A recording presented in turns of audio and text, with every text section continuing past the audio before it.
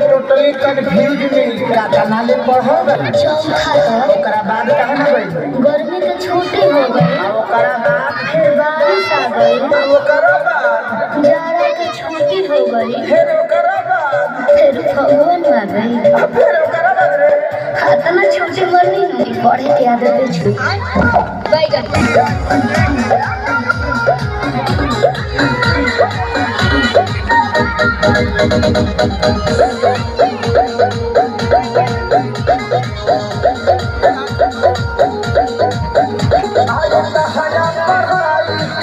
ठीक है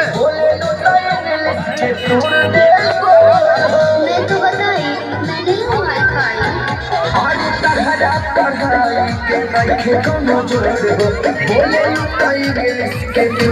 बोले